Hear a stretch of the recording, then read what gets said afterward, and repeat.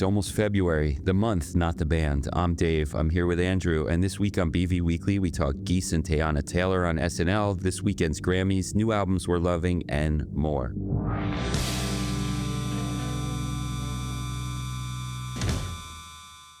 Are you a Teyana Taylor fan? Of her music, I mean? I think it's all right. Like, I'm trying to remember back the history. It's like kind of confusing to me. He's like, Teyana Taylor is everywhere right now, thanks to acting. But then I also noticed she's nominated for a Grammy in Best R&B Performance. Mm-hmm. Like, was that album last year or something? I didn't really hear much about it, but yeah, she's definitely a lot more everywhere than I kind of realized until like One Battle After Another and SNL and everything. And I mean, even her SNL monologue was like kind of a nice primer on all the things she does. She seems like the kind of person who's like going to win an EGOT one day. But yeah, I mean, I kind of always associated her with Kanye. Like she was on My Beautiful Dark Twisted Fantasy and then signed to Good Music. And she was in the Fade video pretty iconically and also released one of those Wyoming Sessions albums with Kanye, like those 7-song albums that also included Pusha T's Daytona and the Kid Cudi and Kanye Kid See Ghost record and the terrible Nas album. So I kind of like associate her with Good Music a bit, but I haven't really kept up with her music and certainly didn't realize that she was like such a prolific, acclaimed actress until all of a sudden, once she was announced as, honestly, like this is probably embarrassing, but when she was announced as a SNL host, I was like, oh, I bet it's probably for acting because she's hosting. And then, because I hadn't seen One Battle After Another. And then, you know, we've talked about that on this show before. So at this point, I understand. And I did watch the SNL episode. Wait, have you seen One Battle After Another yet? No, I haven't seen it yet. So I unexpectedly saw her again. Actually, I haven't seen a lot of movies lately, but she was in both of the last 2 movies I saw, and that wasn't even on purpose because she's also in the new movie The Rip, which is the Matt Damon and Ben Affleck movie on Netflix where they both play cops. And I didn't even know she was in it when I hit play, and there she is again. So she's on like she's in 2 brand new movies, one getting a lot more attention than the other. And then I actually watched it like One Battle After Another, and then like the next week The Rip, and then like the next week SNL. I watched most of SNL. The intro you talked about. There's the One Battle. I guess you didn't get the One Battle After Another toy commercial skit on. Well, I didn't get it, but it was still funny. Yeah, you know, like it was funny without knowing the references, but then also it made me understand the pregnancy machine gun photo from the monologue. I was like, oh, that's from that movie. I see. Oh yeah, exactly. You got to watch it. But well, this won't make me sound up to date on things. The opposite. But speaking of singer actresses, the only thing I really watched this week besides this SNL episode is I finally watched the first season of Only Murders in the Building. Oh, what is that? Which it's Steve Martin and Martin Short, who also have that like commercial they're in together, and now I know why. But Selena Gomez is the other star, and so you've never heard of it? Now I don't feel as out of touch. I know. I don't know the show. I'm very aware of Steve Martin and Martin Short, though. Yeah, I figured. And even if they weren't in that, I wouldn't. There's no surprise they would be in a commercial together. Mm-hmm. But it's like their characters, basically. Like it's their dynamic from the show. Okay. But I forget what commercial, but I've seen it 100 times, and like I kind of knew it was like you know when like a commercial is like promoting 2 things, like it's like promoting whatever the product is that if clearly I don't remember, so it did a better job at promoting Steve Martin and Martin Short, but it's like, oh yeah, and they're in this because they're also in this new movie or something, you know. Right. But the show's 5 seasons deep. It's still going. So I guess. Oh yeah. And now I kind of remember that they're in the show together. Mm-hmm. Recently. No, that makes sense. Yeah. But yeah. No, I don't. Well, you should watch. What's it on? It's like what's it on? Hulu. It's a Hulu show. Like it's yeah, Hulu that's presents. why Hulu is kind of like. But it's like sort of a murder mystery parody kind of. Is it good? Yeah, I mean, I kind of sped through the first season, and similar to Teyana Taylor. Selena Oh, Gomez is in it, and I've never seen her act. I've definitely heard her music, but she's a good actress. Um, so yeah, And and so there then was music Tina on Fey is in SNL. it too. Oh, nice. Yeah, Well, there was music on SNL though. yeah, Geese. Geese.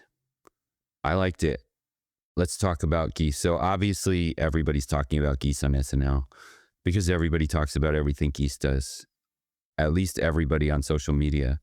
And there's been lots of positive and negative reactions to their performance. Obviously, completely expected. Anything they do, gets negative reactions. He has a very divisive voice, which is kind of the thing. The story for many of us is I didn't know about that Cameron Winter album at first, but because of his voice, but then then I realized the genius and love it now. And so, yeah, a lot of people were hearing that voice for the first time on SNL. I think that is part of the And reason I you kind see. of forgot that his voice is divisive because it's like once a divisive singer, once you like them, you never really hear them that way anymore.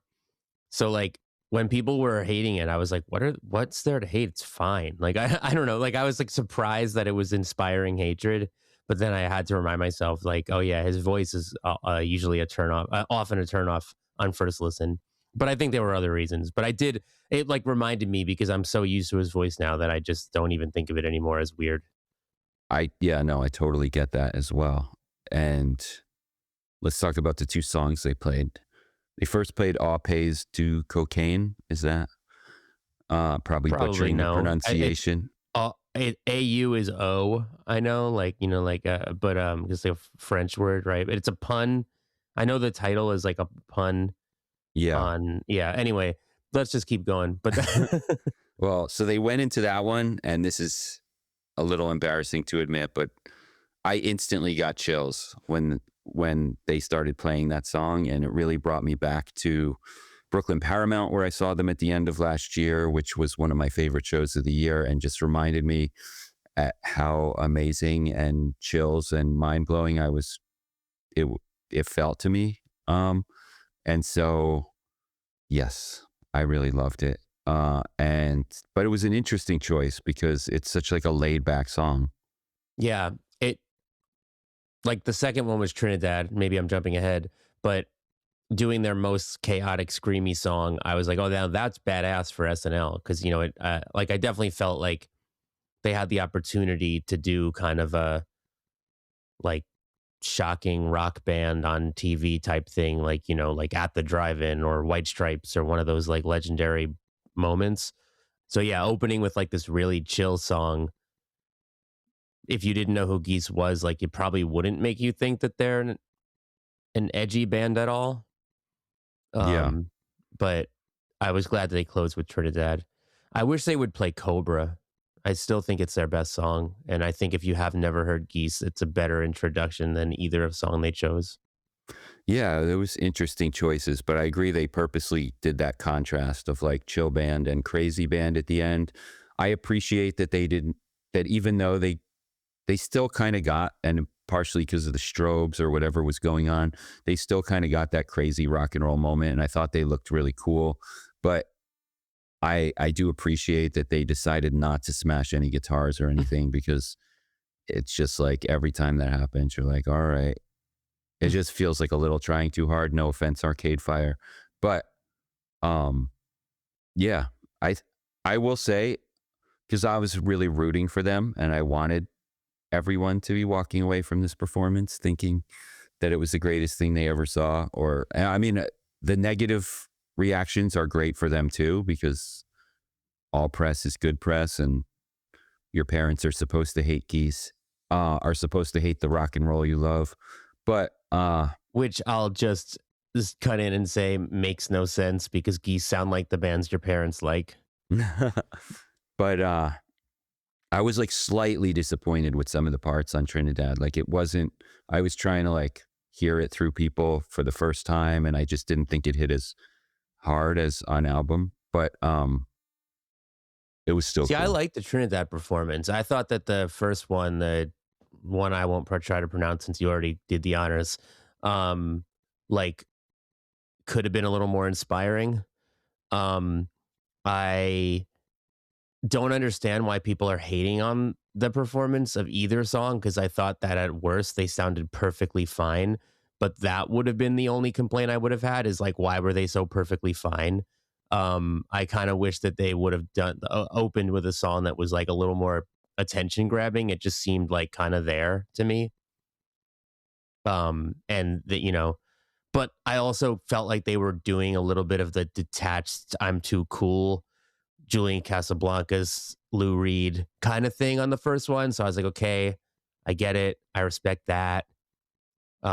So Yeah, I would say that as far as really understanding the hate, they mostly came in the form of like 140 character tweets that were just like, this band is horrible. mhm, So it wasn't even really clear what made people think that, it's true. but they were definitely wrong. Yeah, they were definitely wrong. I mean, I thought it was great. But also like, I don't know. It's hard.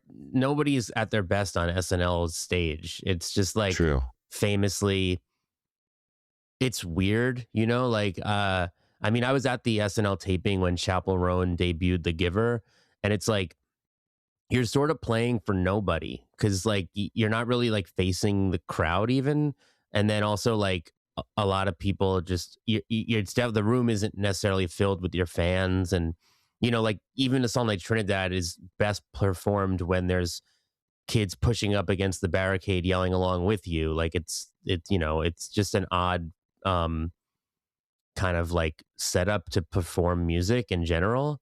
And then there's also just the element of like, the room is like, I don't know, like how it feels when you're on stage there, but it's not really like it's not a setup you're used to. Like it's not like a like concert stage style thing. So you kind of expect everybody to be a little bit tamer on SNL, I think, than they normally are. So I think also like I'm always grading SNL performances on a curve, but that's also me and I'm like a total nerd and I think about stuff like this and probably a lot of people just watch something and they either like love it or don't love it and that's it. True. And yeah, to your point about people up against the barricade, Trinidad is the song that had like the big mosh pit, at the show last year. So it definitely evokes that. I can see how it would be super weird to play that in SNL in a TV Mhm. studio at all. But I am glad they did it. I was definitely hoping Trinidad was one of the songs because again, I wanted that White Stripes at the drive-in, Nirvana, kind of like people will talk about this one day as the first aggressive rock performance they ever saw, kind of thing. Yeah, and it's very much that, I think, if you look at who's been playing SNL, it was great to see that on TV. Um, Yeah. Laura Jane Grace of Against Me, I saw posted on Blue Sky. So I want to say tweeted, even when it's Blue Sky, but basically, Heated. Laura Jane Grace eated that she wasn't into Geese before, but the performance reminded her of the birthday party, and now she's into them. Mm, So I think that's kind of sums it up. I think that's. mhm. Uh, Meanwhile, I still haven't seen Marty Supreme, but I'm officially in love with the soundtrack. It's as Bill wrote in Indie Basement, it's Vangelis and Tangerine Dream influence, electronic synth, and flute filled, very 80s score by Daniel Lopatin, aka One O Tricks Point Never. And even though I haven't seen the movie, I know the soundtrack was getting attention. So I had it on my list, like, definitely check it out. And I forgot that it was described in these ways, and it blew me away at first listen. So, uh, it makes sense. I'm a longtime fan of like Vangelis. Blade Runner soundtrack is one of my favorite albums of all time. I love Tangerine Dream. Their Risky Business soundtrack is another great one that people are comparing the Marty Supreme soundtrack to, including Bill in his review. You could go on and on with the comparisons of other greats. I heard some John Carpenter in there. Bill mentioned Steve Reich. But yeah, Marty Supreme soundtrack. Worth mentioning that I'm on board. the Juliana Barwick and Mary Lattimore album that came out a couple weeks ago, I think, has a cover from the Blade Runner soundtrack. Oh yeah. And honestly, I group those albums together. So I haven't heard the Marty Supreme soundtrack yet, but I think I'm not the biggest ambient music fan, but the Juliana Barwick Mary Lattimore album is an ambient album that I love regardless of not being the biggest ambient music fan. It's just so beautiful. So and you could say Wise Blood kind of falls into a similar genre as the uh Juliana Barwick album, and Wise well, Blood I is wouldn't actually say that. I I mean think the she sounds more beautiful like George Harrison. okay, well, But I guess it depends on what era of her career. it's the voice, it's the vocals Mhm. to me, but I Wise Blood also does the background vocals on the Marty Supreme soundtrack. Right. Yeah, she has to. We talked about this on a previous episode about about anticipated records. But Wise Blood has to put her album out this year. I'm tired of waiting. Definitely. And shout out Laraji, by the way, the prolific 82-year-old ambient and new age legend who's been getting like a lot of attention these past few years. Not only does he play on the Marty Supreme soundtrack, he also plays on the very great and underrated Big Thief record that He's came on the out. best song on the Big Thief record. Yes. And uh, there's a song named after him on the Arm& Hammer and Alchemist record from November. So Has he it's been on a Billy Woods, right? Like, I feel like that would, like, they might have even worked together at some point, but I could be making that up. I'll it look is it up. possible. But I was just like, listening to the Big Thief album simultaneously with that Arm& Hammer album, and then realizing he's also on this Marty Supreme album, which actually came out on Christmas. So this is all three of those things happened to him in 2025, Yeah, technically. I feel like we've mentioned the Marty Supreme soundtrack on every episode in 2026.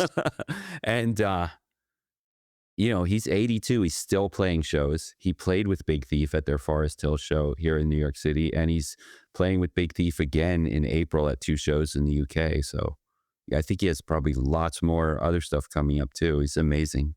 Yeah, that song he's on the Big Thief record, Grandmother, right? Yeah, like, I think maybe a top 10 Big Thief song or something. It's definitely I like the whole album, but that song is next level. And speaking of, I can't stop listening to the new Buck Meek song, Gasoline. Buck Meek being the guitar player of Big Thief. And also it's like it's like he has this album coming out this year. He made it with the drummer of Big Thief, and Adrian Lenker, the lead singer of Big Thief, does backup vocals. She's on that song. So it feels almost more like basically Big Thief, just with Buck Meek singing lead. And I actually kind of wonder if maybe some of it came out of the same sessions as Double Infinity, the last Big Thief record, because there's just parts that sound like cut from that same cloth. And um I mean, getting ahead of ourselves here, the album's not out yet, but I have heard it, and there's a song on it where like Buck Meek and Adrian Linker harmonize and sing about something about rock and roll. And that song Grandmother with Laraji and the Big Thief record, is the big hook is like like the turn it into rock and roll. So it's like, okay, like, you guys have been on some kind of spiritual quest with rock and roll lately, I guess, and it just feels like it's showing up in multiple places. But that song Gasoline is like on maybe my favorite song right now. Unbelievable. I can't wait for people to hear the whole record. And I think it's like on par with any great Big Thief song too. Like, it's not, I've always liked Buck Meek's solo career, but it feels next level for him. So Yeah, I can't wait to hear that. I have not been listening to the Buck Meek song, not only because I just have yet to press play on it, but yeah, I'm looking forward to that one. it's a love song, and he sings about, there's a line, it's like making up words as we make love, and then he literally makes up words. It's exactly the right amount of whimsy. Oh wow. All right. Okay, I lied a little bit. I'm looking forward to it now thanks to you. It's like the guitarist, a big thief, putting out a solo album. That's not an immediately appealing concept, but I need to Can't change relate. that. And, I should change that. Obviously, MJ Lenderman and This Is Lorelei are proving me wrong on the guitarist of loved indie band putting out their own great albums Yeah, lately. it feels like we might be at trend piece territory. Although, like, Buck Meek again, he's been doing this. He's been having a solo career for a bit, and I think kind of similar to the Wednesday story is like that. He and Adrian Linker were kind of like both songwriters that came together, um, and like like MJ Lenderman had a And solo married career. at one point. Yes. Yeah, right. And both are separated couples, um, which is funny. But and that's Adrian Linker harmonizing on a love song by her ex partner. I won't compare it to Fleetwood Mac. We're not doing that. Um, but yeah, you know, it's like I do in my head kind of group that like, oh, like guitarist of band's solo project thing, but I also like, worth being fair to MJ Lenderman, especially that he kind of had a bit of a following and a solo albums dating back to even before Wednesday was popping off. So don't want to misrepresent, but Yeah, and you made a good point that Buck has also had a solo career. It's just not one that I've kind of consistently not been super motivated to check it out, even though I love I Big really Thief. liked I his can't last explain why no, sorry. fully, I but really liked, not that I didn't like it, but I really liked his 2021 album Two Saviors. Not that I didn't like his last album Haunted Mountain, um which was his first for 4AD. The new one is his second for 4AD. I like Two Saviors a lot. I thought that the 4AD debut was good. I think with the combination of it being this first for a bigger label and it kind of sounded bigger, there was a part of me that maybe missed the intimacy of the earlier stuff that he had. And then I think this new album, like this one feels like what I kind of hoped the last one would be, I guess. all right. Well, I brought up the Marty Supreme soundtrack, which also inspired me. I kind of do this every end of January, but I've already got a Hey, top making 10 a of list at the end of 2026. January is So very I important. Not to be not an underrated activity, or it is an underrated activity, but shouldn't be. Is what. I know we're only 1 month into the year, but I mean, you've probably listened to more than me. I've heard close to 50 albums already this year.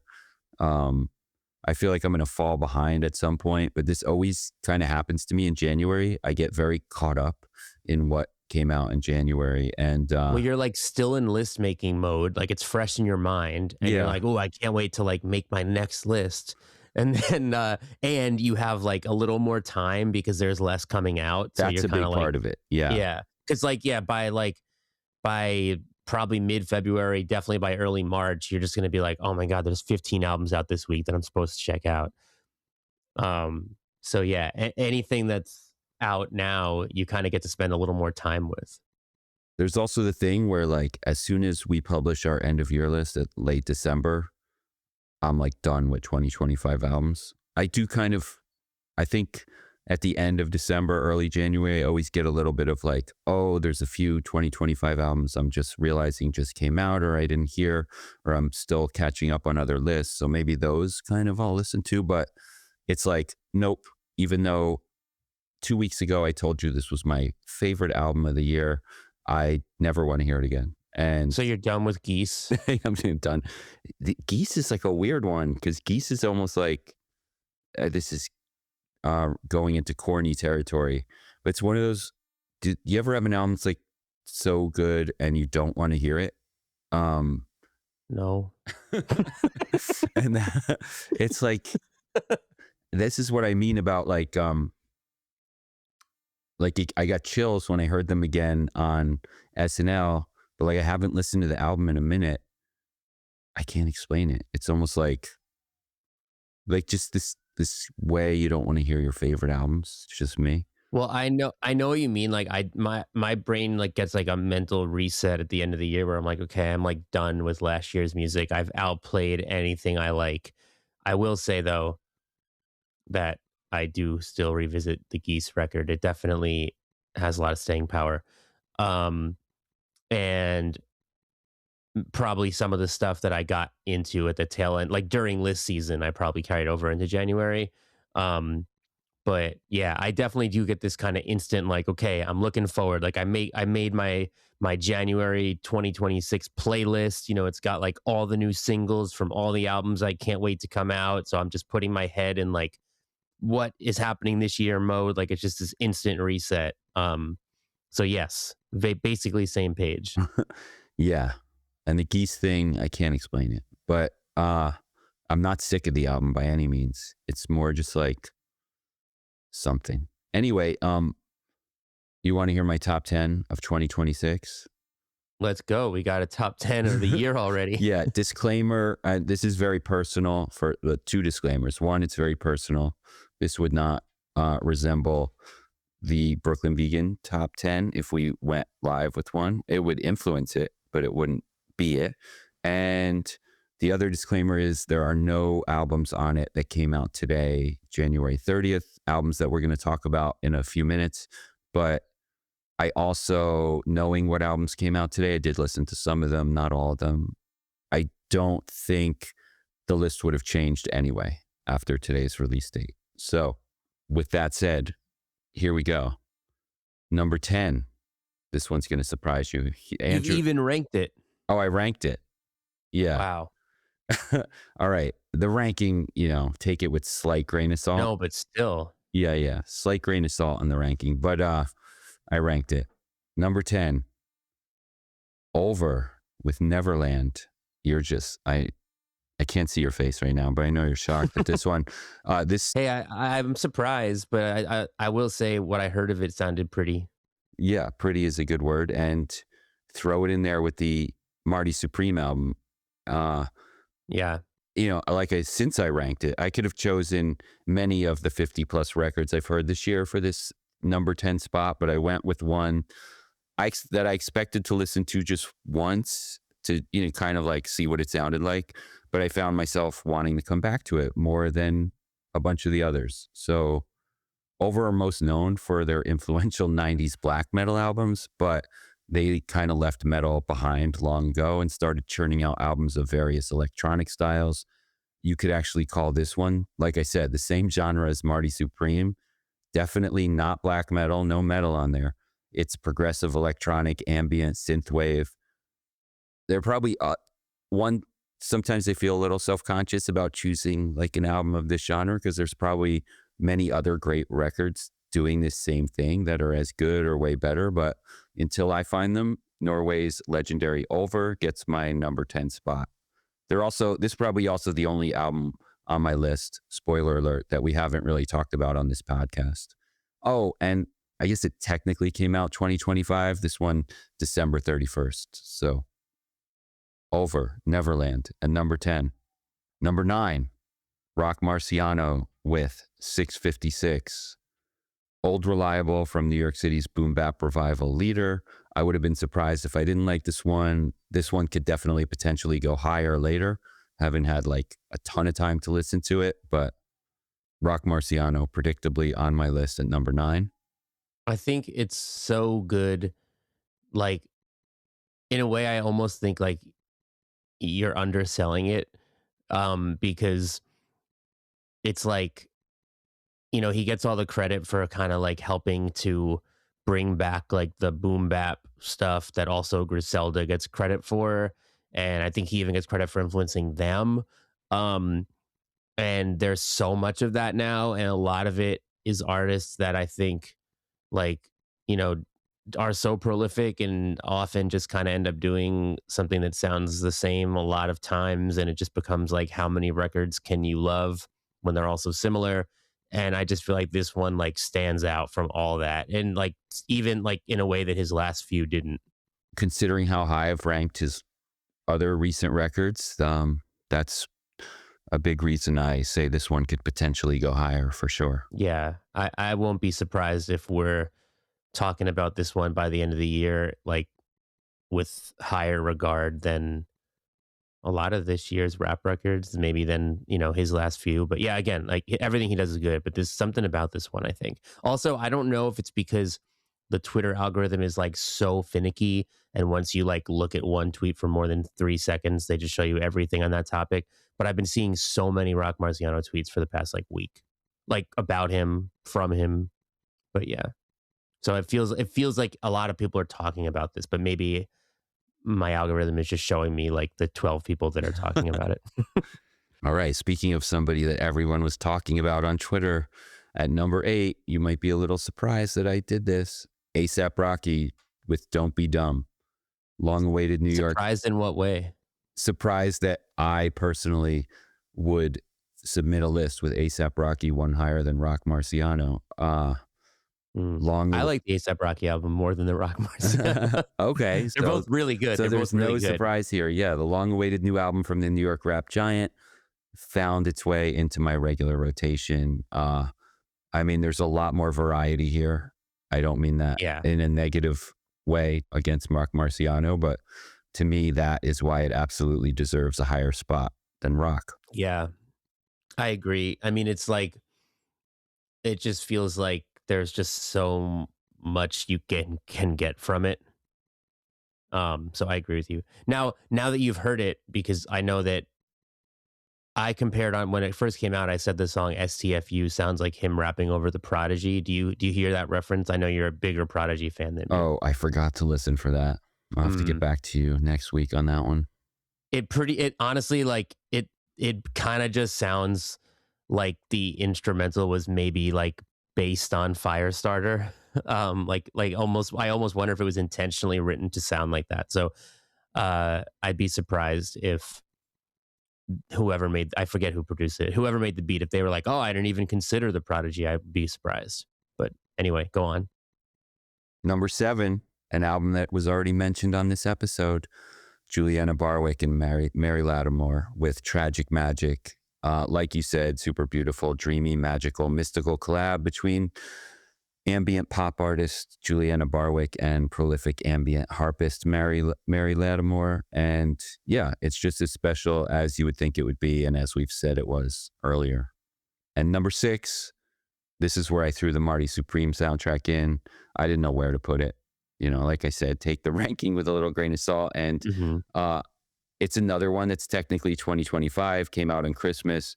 But considering how much more I've been playing, I put it at number 6 partially because when we get to my top 5, those are ones that I've really been playing a lot. So Marty Supreme, newer in relatively speaking, but it was so instantly special that it made it to number 6. And like I said, roll if you like the Juliana Barwick album and the Over album. So there's kind of like, I'm grouping 3 of the albums on this list that you've heard so far in that kind of ambient background. I don't want to call them background music. It's not really a nice thing, but you know what I mean. I know what you mean. Good to work to. I work to every genre though, so I don't even mean that. But all right, moving on. Number 5. Feels Like Heaven with Within Dreams. On a recent episode, we said we had this year's first great hardcore record from Sweden melodic hardcore band Feels Like Heaven. And so no surprise, this one, which has parts that remind me of both Fiddlehead and Anxious, is here at number 5. I really want to see this band live. It's crazy. Me too. It's crazy because I think they're like already more hyped in the US than Speedway, which members of.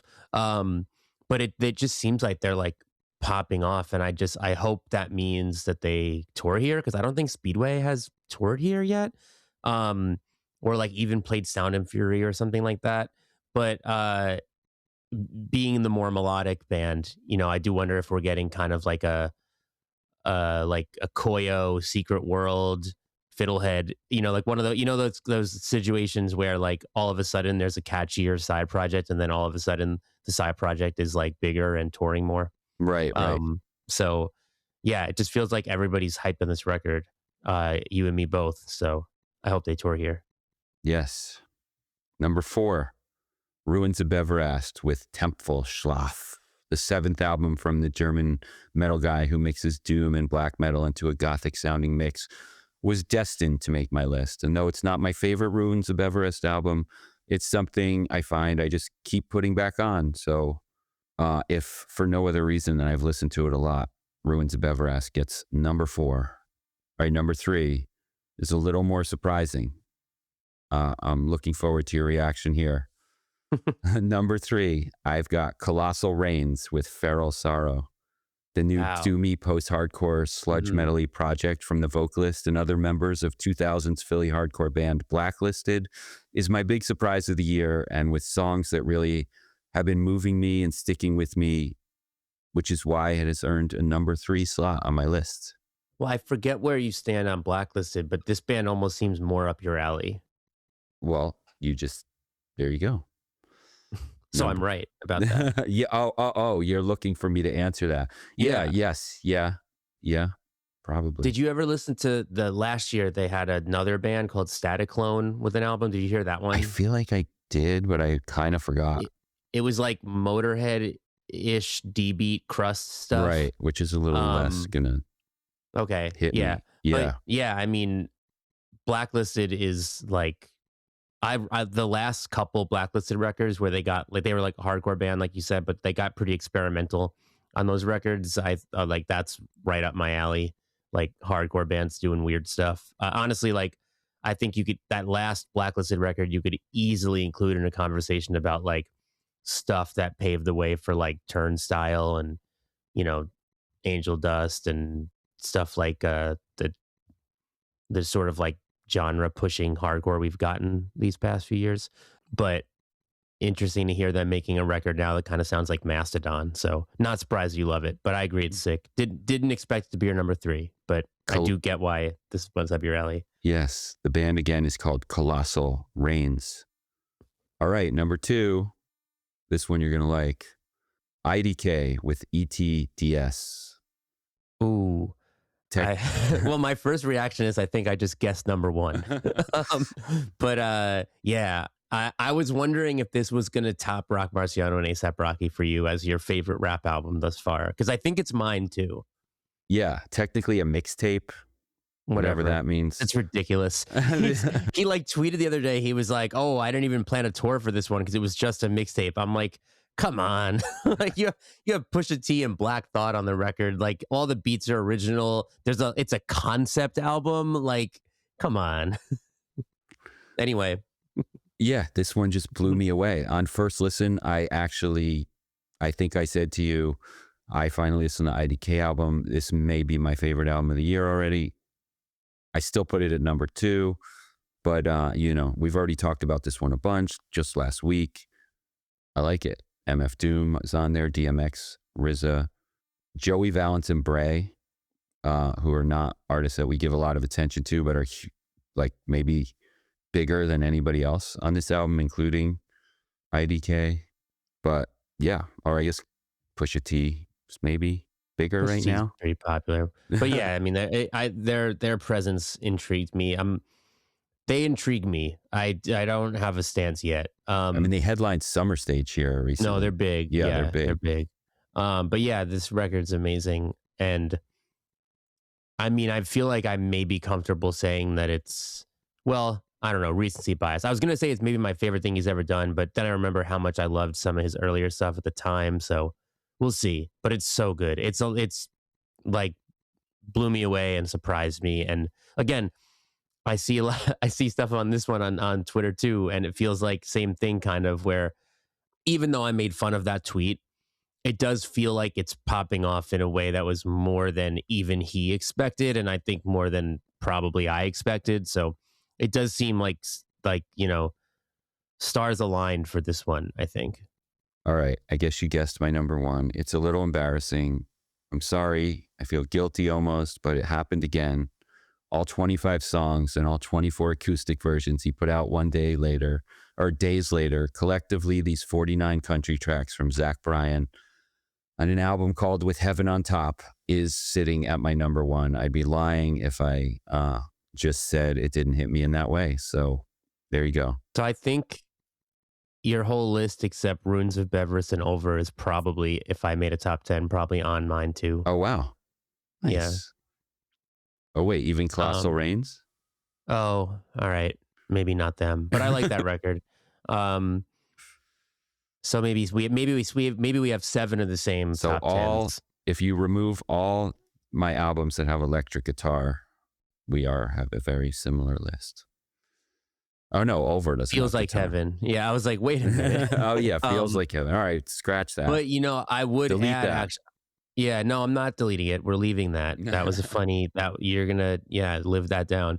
Um, but I would add though that a album with loud electric guitars that might make my top 10, which again I haven't made, so this is kind of off the cuff. Is that band Rifle from London? Did you hear that one yet? With the pressure of putting out a top 10, I did do my due Mhm. diligence and I did listen to Rifle. I'm going to go back to it for sure. It didn't strike me on first listen. I've definitely been loving that. They kind of first caught my ear because the singer was on that Fucked Up album that had those guest vocalists that the singer of Oh High yeah, Vis was yeah. also on. And also Jonah Falco from Fucked Up, who now lives in the UK and produces like all the cool UK punk and hardcore bands like The Chisel and Chubby and the Gang and stuff like that. Big Cheese.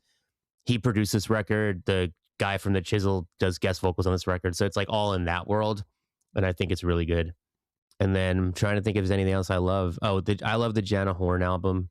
Um, honestly, another rap album that it technically is music that was all released last year, but I keep listening to that the God Fahim and Nicholas Craven album, which is technically like a compilation of they released like 25 projects together over the past like 14 months or something, and then they made like a best of the first 4, and then they made like a best of the second 4, and that's this.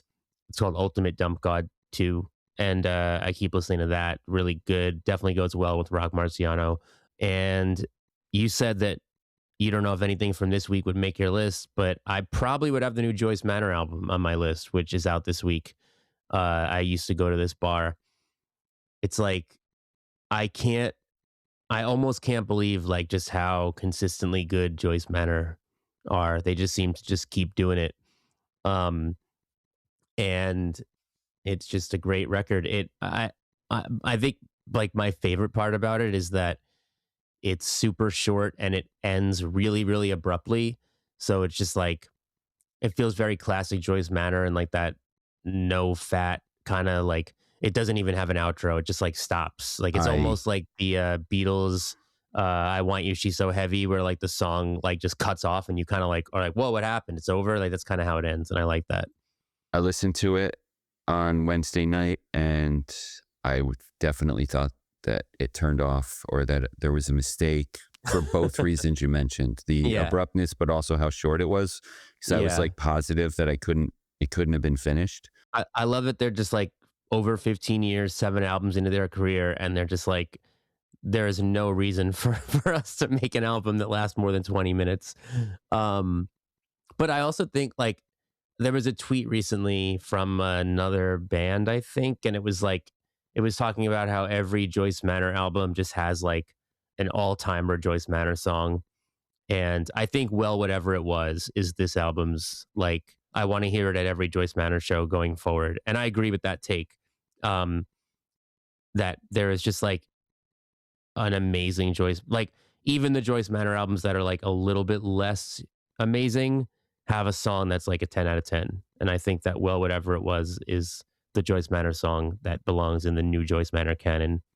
That was my biggest takeaway from listening to the full album was so far, which, I need to hear it more to Mhm. really properly figure out how much I love it. But my biggest takeaway was that this album, some of the songs I'm just don't care about on first listen, but some of these are straight up hits for sure. I Yeah. could feel it. Definitely. And I love that Brett Gurwitz produced it.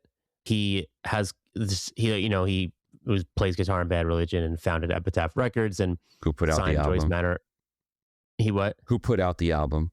Yeah, exactly. And he signed Joyce Manor like over a decade ago and has kind of always played a role in their creations. Like he's kind of been like a sounding board for Barry and he's kind of like given like enough notes. I think like Never Hung Over Again is like he almost maybe could have deserved a co-production credit, but just like it wasn't billed that way. Um, but this one he's like the full producer, and it just feels like, they've always had a great relationship.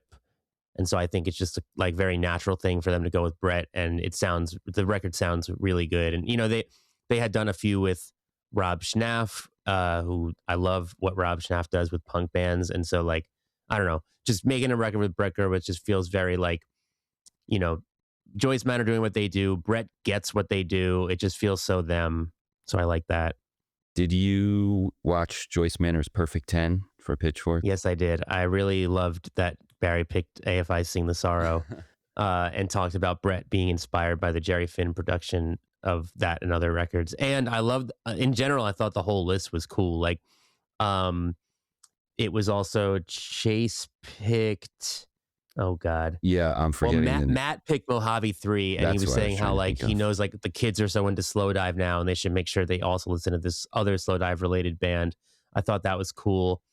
Um, what did Chase pick? I don't remember. Yeah, I'm blanking Um, too. I'm looking it up. Pitchfork Perfect 10. Oh yeah, the Red Cross EP. That Oh was cool. yeah, and Um, like as far as being from a similar same town as them, yeah, they're from Hawthorne, Red Cross, and Joyce Manor from Torrance. okay. But he clearly like he talked about the town, and there was definitely it felt like an inside joke going on there. But yeah, a very Joyce Manor selection of records. The like super old school raw punk album, the highly produced pop punk album, and then the cool indie album. You throw all that in a blender and you get Joyce Manor. Well, let's keep going. What else came out this week? Before you do that, I would just also say that we'll talk about it next week, but I think we're close enough. Since we are making us talk about the best albums of the year so far, I'll just give my 9 millionth shout out on this podcast that next week the Rap Boys album comes out. And that is going to be right up in my top 10 as soon as it exists. But yeah, the Joyce Manor record definitely kind of dominates this week for me. Um, but there's some other cool stuff. I know that you're probably interested in the Stabbing record, right? I yeah, it's it's going to be a very brutal death metal album. Yeah, it is a very brutal death metal album. Um, and then By Storm, which is like the new project from the two members of Injury Reserve. There's two surviving members. They're retired, the name Injury Reserve. Now they have this new project, and it's like so experimental compared to what Injury Reserve were originally doing. And it's like almost barely a rap album, super out there. Actually, this album came out last week, but I totally missed it coming out. So I'm just going to shout it out now. But Red Sun, who are this Oklahoma City emo band that I've been really into, I was into their EP Best Buds back in 2024. Couldn't wait for their album. And then it came out last week and I didn't even know it until like 2 days later. At Their Very Best is the name of it. And it's really cool, new generation emo. And also, there's a cool jazz record out this week from Joel Ross. It's called Gospel Music. It's called that because it's influenced by gospel music, but it is jazz, very like meditative kind of jazz. What about you? What other records do you like from this week? Yeah, well, there's actually two more. There's two more records out today that I'm looking forward to, and they both have something in common. Growing Stone is the solo project of Skylar Sarkis from the band Taking Meds. In 2024, he put out an album that I became completely obsessed with, which I think shocked you and other people that know me because it just seems super random. And like Zach Bryan, today he put out acoustic versions of some of those songs. And he also put out, he doesn't sound like Zach Bryan, but I'm saying, Zach put out an acoustic album. And now Growing Stone is putting out an acoustic album, but a much shorter one, unlike Zach Bryan. This is just 6 tracks on an EP. It's acoustic versions of some of those songs from the album in 2024 and some from previous record. No new songs, right? No. Yeah. And staying with that theme, also excited about the new solo album from former Muncie Girls singer-guitarist Land Hecht. That's Lande, Land, but pronounced like land. I also always love her. And Bill actually reviews that one in Indie Basement and says it is full of sparkling, winsome jangle pop. So yeah, always happy to get a new album from Land Hecht. You've also been a fan of Land Yeah, I like and Muncie Land's Girls. solo career and Muncie Girls. Yeah. Um, it's interesting because the like Muncie Girls are kind of a punk band, just like Taking Meds, like to your point about the similarities. But Land Hecht's solo career, I guess, is like leans more towards kind of classic indie pop, and I think that's why Bill's become such a fan of it, because it kind of scratches the exact itch of the Indie Basement column. So yeah, it's kind of like interesting in that way. Totally, especially Yeah. among BV staff. We always Right. love when an Andrew band becomes a Bill band. What else is in Indie Basement this week? Yeah, he Bill reviews that Land Heck record, and he also reviews new records from Plantoid, Whiteland's Cast, which being the veteran Britpop band who kind of had a little bit of a comeback thanks to opening the Oasis tour last year. Gov, speaking of fucked up related stuff, Gov is fucked up guitarist Ben Cook. He used to be called Young Gov, now it's just Gov. And also, this is like kind of it's like a 90s like baggy Manchester kind of thing going on. So it's like similar to Land Hecht, where fucked up are a punk band, and then Ben Cook's solo project is like more in the Indie Basement realm. And then the Sebastian Tellier album, Kiss This Beast, which the aforementioned Kid Cudi, who also announced a tour this week, is on, along with Nile Rodgers and Sebastian. Yeah, good week for new music. And songs? Oh yeah, lots of songs too. I'm most excited. Huge surprise to those who know me, like you. I'm most excited that the Saddest Landscape announced their first album in 10 years. It's called Alone with Heaven, and it features 3 amazing guests: Jeremy Bowen from Touche Amore, Evan Weiss from Into It Over It, and Julian Baker. Haven't heard the album yet. Can't wait to hear those collaborations. Touche and Saddest Landscape go way back. I mean, Into It Over It probably too, but I feel like Saddest Landscape and Touche are this sort of like we're doing a similar type of screamo revival at the same time, and obviously Touche have since gotten more popular, but love the cosign that he, and now especially Julian Baker, who's like headlined Madison Square Garden as a member of Boy Genius, is on this record. I mean, I hope it brings some much deserved attention to this. Yeah, especially considering it's on, pretty small Iodine Records. So Yeah. I mean, and the band in general is smaller than they deserve to be. We also have an exclusive vinyl variant of that one in our store, and I would be hyping it even if we didn't. Shop.BrooklynVegan.com for that. I'm also really excited that Dee Dee from MS Paint announced a solo album under the name Him Horrison, which is a moniker Dee Dee has used before, but this is the first full-length album. And the song is called Crystallize, and it's like way more of like kind of an indie rock thing than MS Paint. Dee Dee sings. You're used to hearing Dee Dee shouting in MS Paint. Sings a lot more on this, and I was surprised to hear it. I was surprised to hear how it sounded, I guess. Not that I was surprised at the ability.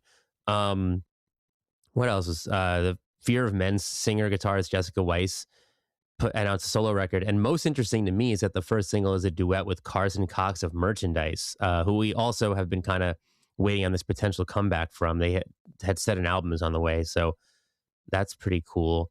The BV Weekly podcast is frequently a home to talk about the countrified indie rock boom happening.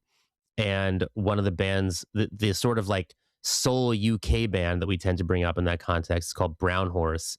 And they just announced their 3rd album in as many years, and the single Twisters is awesome. And yeah, that's like, there's other stuff out this week too. Like we got album announcements from Thundercat and Jesse Ware. The Thundercat album features A$AP Rocky returning the favor because Thundercat contributed to his, and Tame Impala's on it, the late Mac Miller, Kneecap, who are also everywhere all the time, announced a record this week. But they're not on the Thundercat album. They're not on the Thundercat album.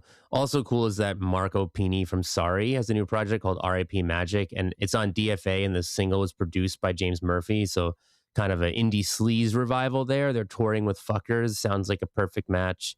Brown Horse just Yeah. announced dates too, right? Yeah, they're playing the US finally, I think for the first time. Could fact check that someone, but yeah, they're playing Nightclub 101 in New York, doing a whole tour here. So I hope because they seem to, they don't have as much, I think they're not as popular, maybe don't get as much love in the US as, MJ Letterman Wednesday, Greg Freeman, who else? Like Rap Boys, Waxahachie. So I hope maybe with this US tour, North American tour, I should say, playing, I think, Toronto or something.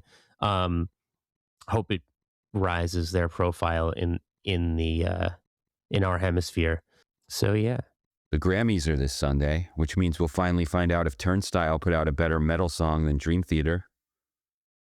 Also, stay tuned to the Grammys to find out if The Cure finally win their first Grammy. Crazy, they've never won. So, listen, their new album was amazing, and they deserve it if they do win. So I hope they do. I hope they do the move where it's like, we got to catch up here. Give it to The Cure. Tune in to see if Wet Leg and Bon Iver win even more. Like, Wet Leg have more Grammys than The Cure. Wet Leg have Grammys. Cure has 0 Grammys. And we'll find out. The nice thing about the alternative music category is that none of those nominated artists would be offended if they lost to The Cure. Very true. We will also find out if Teyana Taylor wins yet another award this season. All Best New Artists will be performing live on the broadcast, which is one reason I won't be tuning in. Just kidding. But including the indie-loved Addison Rae and the indie-hated Somber. The Marias are also in that category. Clips and Pharrell is another performance to be happy is happening. Lauryn Hill will, this is the tribute stuff's always fun. Lauryn Hill will perform in honor of D'Angelo and Roberta Flack, who made the song Killing Me Softly famous before Lauryn made it famous again years later with the Fugees. I had to look it up to see if Roberta Flack was like the maker of that song. Ends up not. But that was also news to me. But yeah, it was her version was a cover not long after it was written and first came out. There will be an Ozzy tribute with Post Malone, Slash, and Duff McKagan of GNR, Red Hot Chili Peppers drummer Chad Smith, and producer Andrew Watt, who works with all those people and produced Ozzy's recent albums that all those people are also on. It's the regular cast of characters. What are you looking forward to in the Grammys? Hoping Turnstile wins something. Wait, did they win last time? No. Really curious about Best Rap Album, actually. It's Clips, Kendrick, Tyler, the Creator, JID, and Glorilla, because 3 of those, for the first time in Grammy history, are nominated for Best Album of the Year, Clips, Tyler, and Kendrick. And I think Clips getting that Album of the Year look is like nuts. Tyler and Kendrick more likely to get it.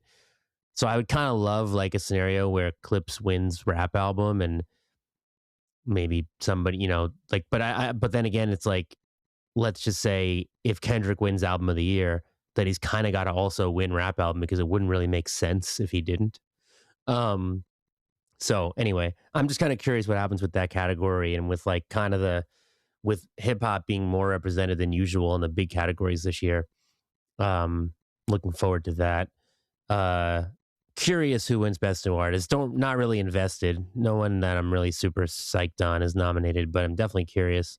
Yeah, I'm hoping it would be amazing if it was a big night for Clips, them performing. I don't know if that's like a spoiler, or if sometimes they just have people perform and don't give them anything, but I don't think it means anything. Yeah. But I mean, they might, but like I don't know that it's necessarily a teaser for that.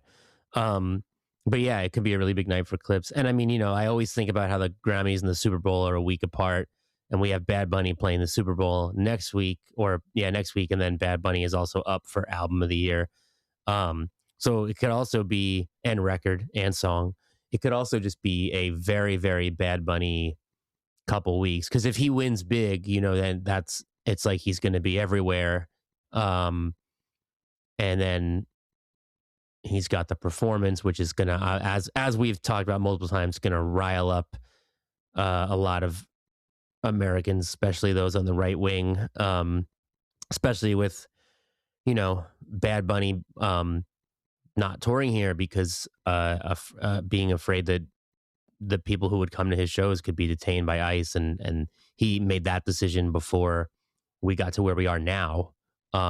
So I think with the sort of political climate of the moment and Bad Bunny potentially about to win Album of the Year at the Grammys, followed by definitely performing at the Super Bowl, um, you know, I'm not tuning into Fox News in the next couple weeks, but I bet they're going to be whatever they do. In other news, emo veterans Jay June played their first show since 1999, a surprise LA show with First Day Back, who are one of the best and most exciting newer emo bands. So Jay June's first day back was with First Day Back. Boom. And I bet Jay June, who have Japan shows coming up, and First Day Back would both have been playing the 2026 edition of Best Friends Forever Fest in Las Vegas this year.